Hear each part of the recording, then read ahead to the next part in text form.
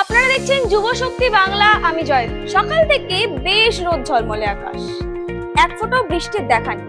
তবে সারাটা দিন কি এরকমই থাকবে, নাকি বৃষ্টির দেখাও মিলবে? জানতে হলে দেখে নিন এই ভিডিওতে। আলিপুর আবহাওয়া দপ্তরের পূর্বাভাস অনুযায়ী জলপাইগুড়ি ও আলিপুরদুয়ারে ভারী থেকে অতি ভারী বৃষ্টি হওয়ার সম্ভাবনা রয়েছে। এছাড়া দার্জিলিং, কালিম্পং ও কোচবিহারেও ভারী বৃষ্টি হতে পারে। পাহাড়ি এলাকায় ভূমিধসের আশঙ্কা, পাশাপাশি তিস্তা, তোরসা ও জলঢাকা নদীর জলস্তর বাড়তে পারে বলে সতর্কতা জারি হয়েছে। অন্যদিকে কলকাতা সহ দক্ষিণবঙ্গে আকাশ মূলত মেঘলা থাকে। দিনের বিভিন্ন সময় হালকা থেকে মাঝারি বৃষ্টি এবং কোথাও কোথাও বজ্রবিদ্যুৎ সহ বৃষ্টির সম্ভাবনা রয়েছে।